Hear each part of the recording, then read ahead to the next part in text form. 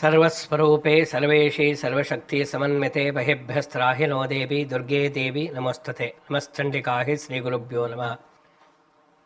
ಪ್ರತಿ ತಿಂಗಳಗಳಂತೆ ಈ ತಿಂಗಳಲ್ಲಿ ವೃಷಭ ರಾಶಿಯವರ ಒಂದು ಮಾಸ ಭವಿಷ್ಯ ಅಂದರೆ ತಿಂಗಳ ಭವಿಷ್ಯ ಯಾವ ರೀತಿಯಾಗಿ ಇರುತ್ತೆ ಅನ್ನತಕ್ಕಂಥದ್ದು ನಾವು ನೋಡಬೇಕಾಗತ್ತೆ. ಅಂದರೆ ಈ ತಿಂಗಳಲ್ಲಿ ಗ್ರಹಗತಿಗಳು ಹೇಗಿದೆ, ವೃಷಭ ರಾಶಿಯವರಿಗೆ ಗುರುಬಲ ಇತ್ತು ಇಲ್ಲಿವರೆಗೆ, ಈಗ ಗುರುಬಲ ಹೊರಟೋಗ್ಬಿಟ್ಟಿದೆ. ಗುರು 3ನೇ ಮನೆಗೆ ಹೋಗಿದ್ದಾನೆ, ಆದರೆ ಉಚ್ಚ ಸ್ಥಾನಕ್ಕೆ ಹೋಗಿದ್ದಾನೆ. ಗುರುಬಲ ಎಲ್ಲರಿಗೂ ಇದೆ ಅಂತ ಕೆಲವರು ಹೇಳ್ತಾರೆ, ಕೆಲವರು ಇಲ್ಲ ಅಂತ ಹೇಳ್ತಾರೆ. ಯಾವುದು ಸತ್ಯ, ಯಾವುದನ್ನು ನಂಬಬೇಕು ಅನ್ನತಕ್ಕಂಥ ಗೊಂದಲ ಎಲ್ಲ ಇರುತ್ತೆ. ಯಾವ ರಾಶಿಯವರಿಗಿದೆ ಅಂತ ಒಂದಷ್ಟು ಜನ ಗುರುಬಲ ಇದೆ ಅಂತಾರೆ, ಒಂದಷ್ಟು ಜನ ಗುರುಬಲ ಇಲ್ಲ ಅಂತ ಹೇಳ್ತಾರೆ. ಹಾಗೇನೂ ಇಲ್ಲ, ನಿರ್ದಿಷ್ಟವಾಗಿ ನಾವು ತಿಳಿದುಕೊಳ್ಳಬೇಕು. ಯಾವುದೇ ರಾಶಿಗೆ ಗುರು 2ನೇ ಮನೆಯಲ್ಲಿದ್ದಾಗ, 5ನೇ ಮನೆಯಲ್ಲಿದ್ದಾಗ, 7ನೇ ಮನೆಯಲ್ಲಿದ್ದಾಗ, 11ನೇ ಮನೆಯಲ್ಲಿದ್ದಾಗ ಮಾತ್ರ ಗುರುಬಲ ಇರುತ್ತೆ. ಇನ್ನು ಉಳಿದ ರಾಶಿಗಳಿಗೆ ಗುರುಬಲ ಇರುವುದಿಲ್ಲ. ಅದರಿಂದ ವೃಷಭ ರಾಶಿಯ ಒಂದು ವಿಚಾರವನ್ನು ನಾವು ತೆಗೆದುಕೊಂಡರೂ ಕೂಡ 3ನೇ ಮನೆ ತೃತೀಯ ಭಾವದಲ್ಲಿರತಕ್ಕಂತಹ ಗುರು ಉಚ್ಚನಾಗಿದ್ದರೂ ಕೂಡ ಅಷ್ಟೇನು ಒಳ್ಳೆಯ ಫಲವನ್ನು ಕೊಡುವುದಿಲ್ಲ. ಇನ್ನು ರಾಶ್ಯಾಧಿಪತಿಯಾದಂತಹ ಶುಕ್ರ ಪಂಚಮ ಭಾವದಲ್ಲಿ ಅಂದರೆ ಕೇತುವಿನ ಜೊತೆಯಲ್ಲಿ ಸಂಯೋಜನೆಗೊಂಡಾಗ ಜುಲೈ ತಿಂಗಳಲ್ಲಿ ಸಂಪೂರ್ಣವಾಗಿ ಕೆಲವೊಂದು ಅಡೆತಡೆಗಳೆಲ್ಲ ಬರ್ತಾ ಇರುತ್ತೆ. ಇನ್ನು ರವಿ 2ನೇ ಮನೆಯಲ್ಲಿ ಬುಧಾದಿತ್ಯ ಯೋಗ ಅಂತ ಹೇಳ್ತಾರೆ. ಪ್ರಾರಂಭದಲ್ಲಿ ಕರ್ಕಾಟಕ ರಾಶಿನ ಪುನಃ ವಕ್ರಿಯಾಗಿ ಬುಧ ಸಂಚಾರವನ್ನು ಮಾಡ್ತಾನೆ ಹಿಂದಿನ ತನ್ನ ರಾಶಿಗೆನೆ. ಕರ್ಕಾಟಕ ರಾಶಿಗೆ ಹೋಗಿ ಆ ಮೂಲಕ ಮಿಥುನ ರಾಶಿಗೆ ಪುನಃ ವಕ್ರಿಯಾಗಿ ಬರತಕ್ಕಂಥ, ಇದರಿಂದ ಬುಧಾದಿತ್ಯ ರಾಜಯೋಗ ಸೃಷ್ಟಿಯಾಗುತ್ತೆ ದ್ವಿತೀಯ ಭಾವದಲ್ಲಿ ಈ ವೃಷಭ ರಾಶಿಯವರಿಗೆ. ಜೊತೆಯಲ್ಲಿ ಏಕಾದಶದಲ್ಲಿ ಶನಿ ಇರತಕ್ಕಂಥದ್ದು ಅಂದರೆ 11ನೇ ಮನೆಯಲ್ಲಿ 11th ಹೌಸ್ ಇಲ್ಲಿ ಶನಿ ಇರತಕ್ಕಂಥದ್ದು ಒಂದು ಪ್ಲಸ್ ಪಾಯಿಂಟ್ ವೃಷಭ ರಾಶಿಯವರಿಗೆ. ಅಂದರೆ ಶನಿ ವಿಶೇಷವಾಗಿ ಅವನು ಎಷ್ಟು ಕೆಟ್ಟ ಫಲಗಳನ್ನು ಕೊಡ್ತಾನೋ ಹಾಗೆ ಶನಿ ಒಳ್ಳೆಯ ಫಲವನ್ನು ಕೂಡ ಕೊಡ್ತಾನೆ. ಎಲ್ಲದೂ ಶನಿ ಕೆಟ್ಟದನ್ನೇ ಮಾಡ್ತಾನೆ ಅಂತ ಹೇಳಿ ಅರ್ಥ ಅಲ್ಲ. ಒಳ್ಳೆಯ ಶುಭ ಸ್ಥಾನದಲ್ಲಿ, ಉಚ್ಚ ಸ್ಥಾನದಲ್ಲಿ, ಸ್ವಸ್ಥಾನದಲ್ಲಿ ಈಗೆಲ್ಲ ಇದ್ದಾಗ, ಶುಭ ಸ್ಥಾನಗಳಲ್ಲಿದ್ದಾಗ ಶನಿ ತುಂಬ ಒಳ್ಳೆಯದನ್ನು ಮಾಡ್ತಾನೆ. ಒಳ್ಳೆಯ ನೀವು ಯಾವುದೋ ಕೆಲಸ ಮಾಡ್ತಾ ಇದ್ದರೆ ಮತ್ತು ಒಂದು ಪ್ರಮೋಷನ್ ಸಿಗ್ಬೋದು, ನಿಮ್ಮ ಬಿಸ್ನೆಸ್ಸಲ್ಲಿ ನಿರೀಕ್ಷೆಗೂ ಮೀರಿ ಲಾಭ ಗಳಿಸಿ ಹಣ ಗಳಿಸ್ತಕ್ಕಂಥದ್ದು ಇರ್ಬೋದು, ಉತ್ತಮವಾದಂತಹ ಒಂದು ಧಾರ್ಮಿಕ ಕಾರ್ಯಗಳನ್ನು ನೀವು ಮಾಡಿ ಆ ಮೂಲಕ ಪುಣ್ಯ ಸಂಪಾದನೆ ಮಾಡತಕ್ಕಂಥದ್ದು, ಹೀಗೆ ಧರ್ಮಪ್ರಭು ಕರ್ಮಪ್ರಭು ಇವೆಲ್ಲವೂ ಕೂಡ ಶನಿಯೇ.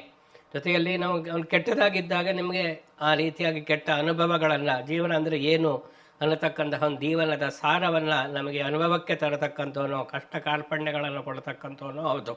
ಅದರಿಂದ ವೃಷಭ ರಾಶಿಯವರಿಗೆ ಏಕಾದಶ ಸ್ಥಾನದಲ್ಲಿ ಶನಿ ಇರುವುದರಿಂದ ಒಂದು ವಿಶೇಷವಾಗಿ ಅವನು 9ನೇ ಮನೆ ಮತ್ತು 10ನೇ ಮನೆ ಅಧಿಪತಿಯು ಕೂಡ ವೃಷಭ ರಾಶಿಯವರಿಗೆ ಭಾಗ್ಯಾಧಿಪತಿ, ಕರ್ಮಾಧಿಪತಿ. ಅಂದರೆ ಒಳ್ಳೆಯ ಅದೃಷ್ಟವನ್ನು ತರ್ತಾನೆ, ಒಳ್ಳೆಯ ಕೆಲಸದಲ್ಲಿ ಅಭಿವೃದ್ಧಿಯನ್ನು ಕೊಡ್ತಾನೆ. ನೀವು ಯಾವುದೇ ಸರ್ಕಾರಿ ಕೆಲಸ ಮಾಡ್ತಾಯಿರಿ, ಸ್ವಂತ ಉದ್ಯೋಗ ಮಾಡ್ತಾಯಿರಿ, ಅಥವಾ ರಾಜ್ಯ ಸರ್ಕಾರ ಕೇಂದ್ರ ಸರ್ಕಾರದಲ್ಲಿ ಕೆಲಸ ಮಾಡ್ತಾಯಿರಿ, ವಿದೇಶದಲ್ಲಿ ಇರಲಿ, ಎಲ್ಲೇ ಇದ್ದರೂ ಕೂಡ ನೀವು ಮಾಡತಕ್ಕಂತಹ ಕೆಲಸದಲ್ಲಿ ಒಂದು ವಿಶೇಷವಾದಂತಹ ಒಂದು ಅಭಿವೃದ್ಧಿಯನ್ನು ಆ ಶನಿ ನಿಮಗೆ ತಂದು ಕೊಡ್ತಾನೆ. ಇನ್ನು ವೃಷಭ ರಾಶಿಯವರಿಗೆ ವಿಶೇಷವಾಗಿ ಕುಟುಂಬದ ವಿಷಯ ಅಂತೇಳಿ ಬಂದಾಗ ಕೆಲವೊಂದು ಕುಟುಂಬದಲ್ಲಿ ಸಮಾಧಾನಕರವಾದಂತಹ ವಾತಾವರಣ, ನಿಮ್ಮ ಮಾತಿಗೆ ಎಲ್ಲರೂ ಬೆಲೆ ಕೊಡತಕ್ಕಂಥದ್ದು, ನಿಮ್ಮ ಕೆಲವೊಂದು ನಿರ್ಧಾರಗಳಿಗೆ ಸರಿಯಾದ ರೀತಿಯಲ್ಲಿ ಬೆಂಬಲವನ್ನು ಕೊಡ್ತಕ್ಕಂಥ. ಎಷ್ಟೋ ಕುಟುಂಬದಲ್ಲಿ ಒಬ್ಬೊಬ್ಬರದ್ದು ಒಂದೊಂದು ದಾರಿಯಾಗಿರುತ್ತೆ. ಗಂಡಂದು ಒಂದು ದಾರಿ, ಹೆಂಡತಿಯದೊಂದು ದಾರಿ, ಮಕ್ಕಳದೊಂದು ದಾರಿ, ಅತ್ತೆ ಮಾವಂದೊಂದು ದಾರಿ, ಅಣ್ಣ ತಮ್ಮಂದರದ್ದು ಇನ್ನೊಂದು ದಾರಿ, ಹೀಗೆಲ್ಲ ಇರುತ್ತೆ. ಕುಟುಂಬದಲ್ಲಿ ಒಮ್ಮತ ಇರುವುದಿಲ್ಲ, ಒಗ್ಗಟ್ಟು ಇರುವುದಿಲ್ಲ.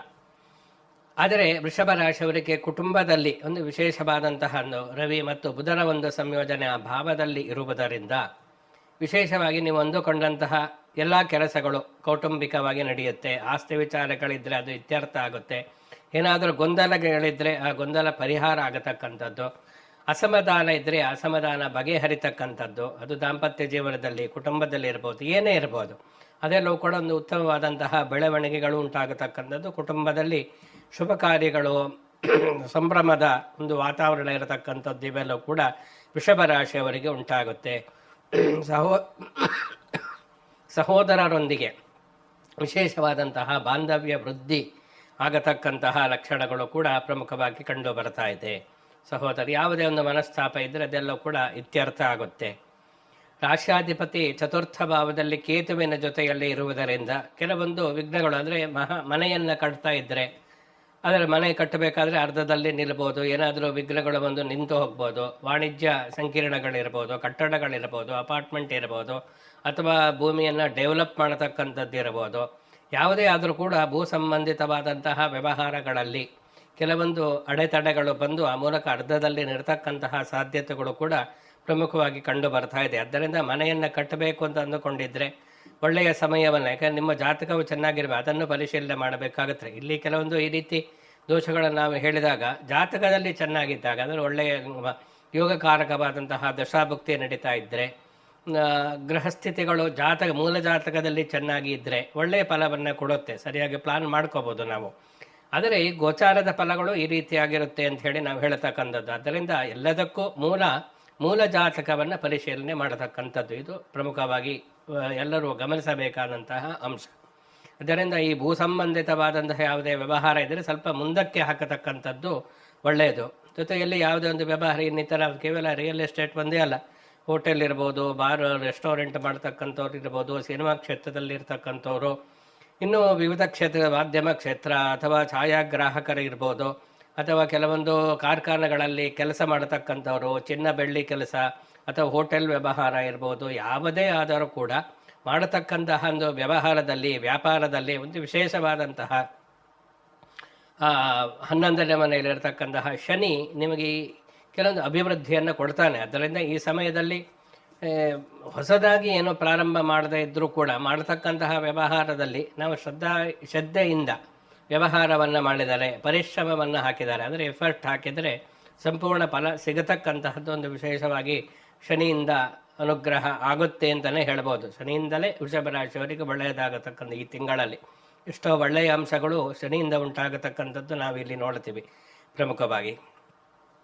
ಇನ್ನು ಆರೋಗ್ಯದ ವಿಚಾರ ಅಂತ ಹೇಳಿ ಬಂದಾಗ ಅವನು ರಾಶ್ಯಾಧಿಪತಿನೂ ಶುಕ್ರ, ರಿಪು ಸ್ಥಾನಾಧಿಪತಿ, ಅಂದರೆ 6ನೇ ಮನೆ ಅಧಿಪತಿಯು ಕೂಡ ಶುಕ್ರನೇ ಆಗಿರತಕ್ಕಂಥದ್ದು. ಅದರಿಂದ ಅವನು ರಾಶ್ಯಾಧಿಪತಿಯೇ ರೋಗಾಧಿಪತಿಯೂ ಕೂಡ ಆಗಿರುವುದರಿಂದ ಈ ಹೊಟ್ಟೆಗೆ ಸಂಬಂಧಪಟ್ಟಂತಹ, ಅಂದರೆ ಹೊಟ್ಟೆಯಿಂದ ಕೆಳಕ್ಕಿನ ಭಾಗಗಳಿಗೆ ಸಂಬಂಧಪಟ್ಟಂತಹ ಅಂಗಾಂಗಗಳಲ್ಲಿ ಅನಾರೋಗ್ಯ ಸಮಸ್ಯೆ ತಲೆದೋರತಕ್ಕಂತಹ ಲಕ್ಷಣಗಳು ಕೂಡ ಪ್ರಮುಖವಾಗಿ ಕಂಡು ಬರ್ತಾ ಇದೆ. ಉದರ ಸಂಬಂಧಿತವಾದಂತಹ ರೋಗಗಳು, ಗುಹ್ಯ ರೋಗಗಳು ಸಂಬಂಧಿತ ಇರತಕ್ಕಂಥದ್ದು, ಲೈಂಗಿಕವಾದಂತಹ ರೋಗಗಳು, ಇದೆಲ್ಲ ಬಾಧಿಸತಕ್ಕಂತಹ ಒಂದು ತಿಂಗಳು ಕೂಡ ಜುಲೈ ಅಂತ ಹೇಳ್ಬೋದು. ಆದ್ದರಿಂದ ಇಂತಹ ವಿಚಾರದಲ್ಲಿ ಎಷ್ಟೋ ಜನ ತಮಗೆ ಹೇಳಲಿಕ್ಕೂ ಆಗಲ್ಲ, ಅನುಭವಿಸೋಕ್ಕೂ ಆಗಲ್ಲ ಅಂತಹ ರೋಗಗಳಿಂದ ಬಾಧೆಗೆ ಒಳಗಾಗಿರ್ತಾರೆ. ಅಂತಹದ್ದನ್ನು ಸರಿಯಾಗಿ ನಾವು ವೈದ್ಯರಲ್ಲಿ ಹೇಳಿ, ಮನಸ್ಸು ಬಿಚ್ಚಿ ಮಾತನಾಡಿ ನಮ್ಮ ಸಮಸ್ಯೆಯನ್ನು ಹೇಳಿ ನಾವು ರೋಗವನ್ನು ಪರಿಹರಿಸಿಕೊಳ್ಳಬೇಕಾಗುತ್ತೆ. ಅದರಿಂದ ವೃಷಭ ರಾಶಿಯವರು ಕೂಡ ಇದೇ ರೀತಿಯಾಗಿ ವರ್ತಿಸಿ ಆ ಮೂಲಕ ಸೂಕ್ತವಾದಂತಹ ಚಿಕಿತ್ಸೆಯನ್ನು ಪಡೆದುಕೊಂಡು ರೋಗದಿಂದ ಹೊರಬರತಕ್ಕಂಥದ್ದು, ರೋಗ ಅನುಭವಿಸ್ತಕ್ಕಂಥದ್ದನ್ನು ಕಡಿಮೆ ಮಾಡಿಕೊಳ್ಳಿ. ಒಂದು ವಿಶೇಷವಾಗಿ ಈ ಶಸ್ತ್ರಚಿಕಿತ್ಸೆ ಏನಾದರೂ ಮಾಡತಕ್ಕಂತಹ ಸಂದರ್ಭಗಳು ಇದ್ದರೆ, ಈಗಾಗಲೇ ವೈದ್ಯರು ಹೇಳಿದರೆ ಅದು ಪೋಸ್ಟ್ಪೋನ್ ಆಗತಕ್ಕಂಥದ್ದು, ಮುಂದೆ ಸ್ವಲ್ಪ ದಿವಸ ನೋಡ್ಬೋದು ಅನ್ನತಕ್ಕಂತಹ ಒಂದು ಸಲಹೆಯನ್ನು ಕೂಡ ವೈದ್ಯರು ಕೊಡ್ತಕ್ಕಂತಹ ಲಕ್ಷಣಗಳು ಕೂಡ ಪ್ರಮುಖವಾಗಿ ಕಂಡು ಬರ್ತಾ ಇದೆ. ಸಪ್ತಮ ಅಂದರೆ ವಿವಾಹಕ್ಕೆ ಸಂಬಂಧಪಟ್ಟಂತಹ ಕೆಲವೊಂದು ಯಾವುದೇ ಸಮಸ್ಯೆಗಳಿದ್ದರೆ ಅದೆಲ್ಲವೂ ಕೂಡ ಸೂಕ್ತವಾದಂತಹ ರೀತಿಯಲ್ಲಿ ಪರಿಹಾರವಾಗಿ ಆ ಮೂಲಕ ವಿವಾಹಕ್ಕೆ ಸಂಬಂಧಪಟ್ಟ ಅಡೆತಡೆಗಳು ನಿವಾರಣೆಯಾಗಿ ವಿವಾಹ ಫಿಕ್ಸ್ ಆಗತಕ್ಕಂತಹ ಒಂದು ಲಕ್ಷಣಗಳು ಕೂಡ ಪ್ರಮುಖವಾಗಿ ಕಂಡು ಬರ್ತಾ ಇದೆ. ಈ ವಾಹನ ಚಾಲನೆಯಲ್ಲಿ ನೀವು ವೆಹಿಕಲನ್ನು ಓಡಿಸ್ಬೇಕಾದ್ರೆ, ಅದು ಕಾರ್ ಇರ್ಬೋದು, ಬೈಕ್ ಇರ್ಬೋದು, ಲಾರಿ ಇರ್ಬೋದು, ಬಸ್ ಇರ್ಬೋದು, ಯಾವುದೇ ಆದರೂ ಕೂಡ ಚಾಲಕರು ಎಚ್ಚರಿಕೆಯನ್ನು ವಹಿಸಬೇಕು. ಇಲ್ಲದೇ ಇದ್ದರೆ ಚಿಕ್ಕ ಪುಟ್ಟ ಅಪಘಾತಗಳು ಆಗತಕ್ಕಂತಹ ಲಕ್ಷಣಗಳು ಕೂಡ ಪ್ರಮುಖವಾಗಿ ಕಂಡು ಬರ್ತಾ ಇದೆ.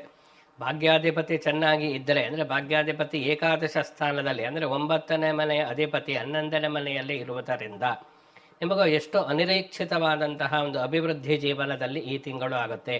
ಅನಿರೀಕ್ಷಿತವಾದಂತಹ ಲಾಭ ಉಂಟಾಗತಕ್ಕಂತಹ ಲಕ್ಷಣಗಳು ಇದೆ. ನೀವು ಅಂದುಕೊಂಡೇ ಇರುವುದಿಲ್ಲ, ಅಂತಹ ಕೆಲವೊಂದು ಕಚೇರಿಯಲ್ಲಿ ನೀವು ಕೆಲಸ ಮಾಡತಕ್ಕಂತಹ ಒಂದು ಆ ಸ್ಥಳದಲ್ಲಿ ನಿಮಗೆ ಒಂದು ಬಡ್ತಿ ಸಿಗ್ಬೋದು, ಪ್ರಮೋಷನ್ ಸಿಗ್ಬೋದು, ಬೋನಸ್ ಸಿಗ್ಬೋದು, ಅಥವಾ ನಿಮಗೆ ಎಕ್ಸ್ಟ್ರಾ ಯಾವುದೋ ಒಂದು ಧನಲಾಭ ಅಲ್ಲಿ ಉಂಟಾಗಬಹುದು. ಅಂತಹ ಒಂದು ವಿಶೇಷವಾದಂತಹ ಅನಿರೀಕ್ಷಿತವಾದಂತಹ ಅದೃಷ್ಟ ಕುಲಾಯಿಸ್ತಕ್ಕಂತಹ ಒಂದು ವಿಶೇಷವಾದಂತಹ ಲಕ್ಷಣಗಳು ಕೂಡ ಜುಲೈ ತಿಂಗಳಲ್ಲಿ ವೃಷಭ ರಾಶಿಯವರಿಗೆ ಪ್ರಮುಖವಾಗಿ ಕಂಡು ಬರ್ತಾ ಇದೆ. ಈ ಕರ್ಮಕ್ಕೆ ರಾಹು ದಶಮ ಭಾವದಲ್ಲಿ ಇರುವುದರಿಂದ ಕೆಲವೊಂದು ಅಡೆತಡೆಗಳು ಬರ್ಬೋದು. ಅಂದರೆ ಈಗ ಸರ್ಕಾರಿ ಕೆಲಸವನ್ನು ಯಾರು ಮಾಡ್ತಾ ಇರ್ತಾರೋ, ಸರ್ಕಾರಿ ಕೆಲಸಕ್ಕೆ ಸಂಬಂಧಪಟ್ಟಂತೆ ಕೆಲವೊಂದು ಈ ಮೇಲಧಿಕಾರಿಗಳಿಂದ ಕೆಲವೊಂದು ಪ್ರೆಷರ್ ಜಾಸ್ತಿ ಆಗ್ಬೋದು, ನಿಮಗೆ ಒತ್ತಡ. ಅದನ್ನು ತಡ್ಕೊಳ್ಳಿಕ್ಕೆ ಫೇಸ್ ಮಾಡಲಿಕ್ಕೆ ಆಗದೆ ಕೆಲವೊಂದು ಸಮಸ್ಯೆಗಳಿಗೆ ಸಿಲುಕಿ ಹಾಕಿಕೊಳ್ಳತಕ್ಕಂತಹ ಲಕ್ಷಣಗಳು ಕೂಡ ಪ್ರಮುಖವಾಗಿ ಇರುತ್ತೆ. ಅದರಿಂದ ಆದಷ್ಟು ಸಹನೆಯಿಂದ ತಾಳ್ಮೆಯಿಂದ ವರ್ತಿಸ್ತಕ್ಕಂಥದ್ದೇನಿದೆ ಅದನ್ನು ಮಾಡಿದರೆ ಸಹನೆಯಿಂದ ಈ ತಿಂಗಳಲ್ಲಿ ಆದಷ್ಟು ಎಷ್ಟು ತಾಳಿದವನು ಬಾಳಿಯಾನು ಅಂತ, ಎಷ್ಟು ನೀವು ತಾಳ್ಮೆಯಿಂದ ಇದ್ದರೆ ಅಷ್ಟು ಒಳ್ಳೆಯದು. ಒಳ್ಳೆಯ ಅಂಶಗಳು ಇದೆ ವೃಷಭ ರಾಶಿಯವರಿಗೆ, ಕೆಲವೊಂದು ಮೈನಸ್ ಪಾಯಿಂಟ್ ಕೆಟ್ಟ ಅಂಶಗಳು ಕೂಡ ಇದ್ದೇ ಇರುತ್ತೆ ಸಹಜವಾಗಿ. ಎಲ್ಲ ಪ್ರತಿನಿತ್ಯ ಒಂದು ತಿಂಗಳ ಭವಿಷ್ಯ ಅಂದರೆ ಒಂದು ತಿಂಗಳ 30 ದಿವಸನೂ ಕೂಡ ಸುಖವಾಗಿ ಇರುವುದಕ್ಕೆ ಸಾಧ್ಯ ಇಲ್ಲ. ಎಷ್ಟೇ ಗುರುಬಲ ಇರಲಿ, ಎಷ್ಟೇ ರಾಶಿ ಗ್ರಹಗತಿಗಳು ಚೆನ್ನಾಗಿದ್ದರೂ ಕೂಡ ಏನೋ ಒಂದಲ್ಲ ಒಂದು ಸಮಸ್ಯೆ ಅನ್ನತಕ್ಕಂಥದ್ದು ಇದ್ದೇ ಇರುತ್ತೆ.